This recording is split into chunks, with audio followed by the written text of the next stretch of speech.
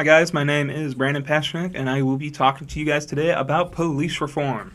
So this is a big issue that is sweeping our nation. So the first thing I would like to say, we need to separate police reform from justice reform. Those are going to be two separate topics. So for today we're just talking about police reform. So just about the officers. One of the things we need to look into is how do we better keep transparency between officers and civilians, because that seems to be a big talking point for a lot of people on the left side of the aisle. They're always talking about police brutality or police abusing their power or hiding incidents that are occurring. So one of the things the federal government could do is start investing in body cams. That could be one of the ways that we can start helping with the police reform, is having body cams on for all our officers. That way, it's not a he said or she said. It is 100% on video, and it'll not only help the officers' credibility, it will also help stay off lawsuits for them and help stave off any type of misunderstanding while out in the field. One of the other things that we should be taking into look is a lot of people will talk about, like, oh, why don't officers get more physical with suspects? Why do they always go for their firearm or for a taser or anything like that? That is all run by the state or all run by the local departments. That needs to be taken into account. So these officers could, in their handbooks or on how they're taught while they're in the police academy, is all done by the state. They're the ones who make the regulations. They're the ones who put the requirements or put the restrictions on officers.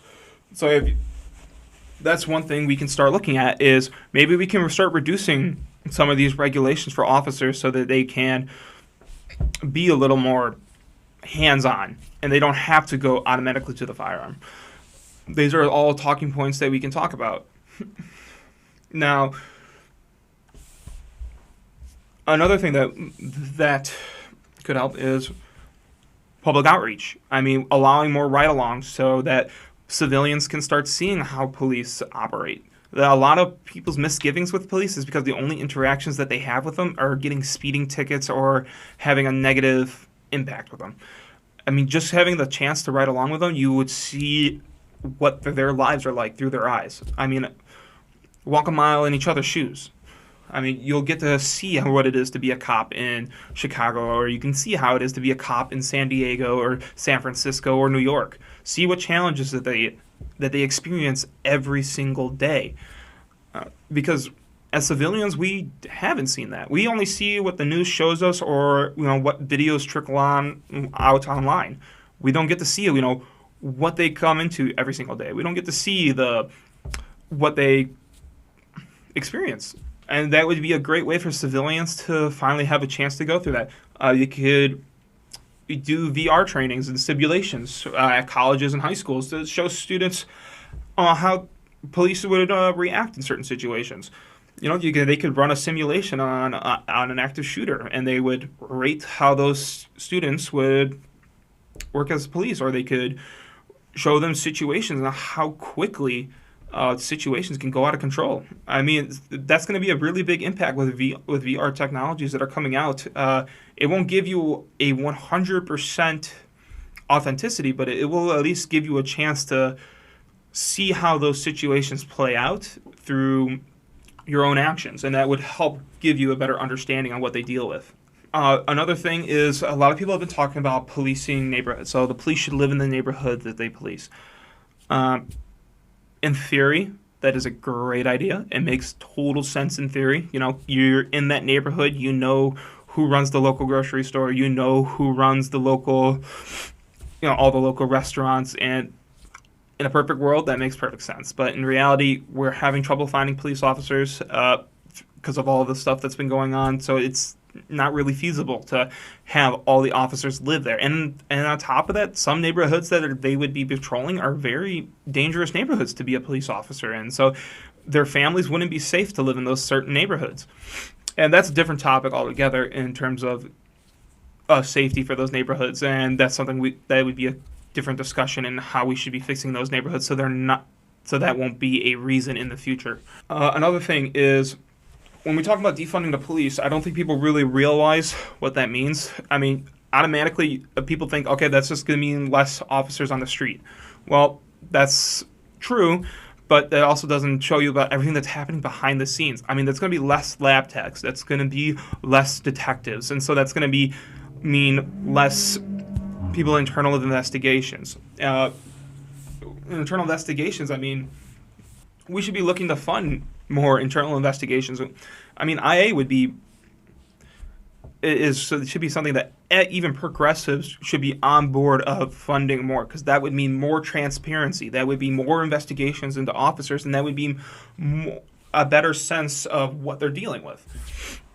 But by defunding the police that way, that's one of the first things that they're going to start cutting. Is they're going to start cutting their investigation priorities. Or, as we're seeing in Seattle, they're having police detectives patrol. I mean, that's a complete misuse of them completely. Instead of investigating the murder, they have to start patrolling the streets. That's terrible. That should never be happening. We've talked about, there's also been talk on the left side of the aisle about doing civilian review boards. I think that works in a sense, but it's something that would have to be tweaked a lot, because you can't have civilian review boards intervening on active investigations. I mean, you don't know how that information will get out, or there could be a lot of issues with that.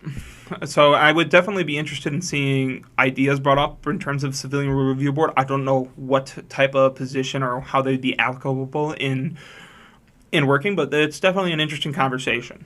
One of the ideas that I've been trying to think of to help the community is maybe removing the college requirement. I mean, a lot of people who live in those inner city communities don't have access to go to college. They don't have the cash, or they don't have the ability. So having a type of apprenticeship program in the policing and allowing people from those neighborhoods to experience and work their way up into the police academy and working their way through the police academy to become full-fledged officers, I think would be a great outreach program and to get people interested in policing. And that doesn't have to just be for being a cop. I mean, they could be used in multiple other facets, such as the fire department. Someone could start out as an apprentice in the fire department and work their way up to become a firefighter or a paramedic, and so on. Yeah, there's different ways we can tweak it so that you don't have to go to college. We can set up tests that can be run by the state to make sure that they meet all the requirements and have a training program. There's other things that could be positively affected. I mean, having police go to Boys and Girls Clubs or YMCAs and be mentors. I mean, that will give the children a chance to meet an officer that they can reach out to when they go into bad situations. A lot of times that when people are in these types of situations with the gangs or with drugs or gun violence, they don't trust the police. They don't know who to trust. They don't know where to go. And having police start volunteering in these types of communities, in those types of settings, will allow them to be like, hey, you know what? I know Jim. Jim has been my mentor for 5 or 6 years, or at the Boys and Girls. Let's go to him. I mean, he'll help us, and he'll get us out of this type of situation. That could be a big help. Another thing is, I think a lot of issues in terms of the criminal justice system gets placed on the police. So a lot of people are like, why do you have to arrest him? The police don't make up the laws. The police don't get to choose what laws to enforce. The police are there to enforce the laws that are on the books. That's it. That is their job. They're peace officers. Their job isn't to be the judge. They're not the jury. They're not the executioner. Their job is to keep the peace and follow the laws as they're stated. And we need to stop dumping all the troubles from the Justice Department onto them. I'm sorry, not the Justice Department, but criminal justice reform onto the police officers. Now, people are been talking about policing equipment. So they're constantly asking why officers can't use different types of equipment to subdue a suspect. There's been a couple different types of equipment that's come out in the past few years, such as there was a Bolo that came out with the Chicago PD, but that I don't think that ever made it past trials due to it would shoot out of a taser, basically a taser gun style device, and it would wrap around a suspect's leg. But if the officer were to aim that incorrectly and it were to wrap around the neck, it would break their neck. So that never went past that. You could talk about rubber bullets. I mean, depending on where you're living in the nation, different types of clothing or different types of scenarios, the rubber bullets wouldn't work. I mean, if we required all the police officers to say the first 2 rounds have to be rubber bullets and the rest could be live rounds, the minute that gets out, they would be cops in a lot of danger because the gang members or people that are committing the crimes would know, hey, we know the first 2 shots in that firearm are non-lethal. And they'll feel more confident in getting into a firefight with police and them coming out on top. Another thing they can take into effect, there's also no current other technologies that are available in terms of applicable replacements. Everything else is basically in the testing phase. There are no current equipment that can be equipped to the officers as better non-lethals than what they currently have. Another thing that a lot of police people have been talking about with the police is police training. That's something that would have to be done not at the federal level. It would have to be done at state and local governments. But I support that wholeheartedly. I mean, having more training for police officers is a positive. I mean, they could get better firearms training. They could get better situational training. They could get better trainings to help patients or suspects that have mental health issues. But that's all something that we can't agree on. But by defunding the police, those types of changes won't happen. Now, another thing that needs to be taken into account is military training and police training. There has to be a line drawn where that is. I don't know where that line is. That's something that I would be interested in finding out, because once we figure out where that line is, we can start providing the maximum amount of training to that line and making sure that all officers are equipped and trained in a professional manner and with great training. Look at is police officers has kind of been used as like a utility tool for the government. So they're not just there to give speeding tickets. They're it's supposed to be helping people with mental health. They're supposed to be dealing with hostage situations. They're supposed to be dealing with people that are dealing drugs, and I personally believe that they're spread too thin. Maybe we can start coming up with a new system. Having better diversity for the officers in terms of their training and having specific officers respond to specific issues seems like a positive when it comes to inner city workings, where the cities will have that budget and have the ability to diversify their force in that way. I think it's something that we can start looking into and start deciding if that is the way we want to go, or if we want to just have a baseline general training for all officers is a talking point that we can all start discussing and trying to figure out.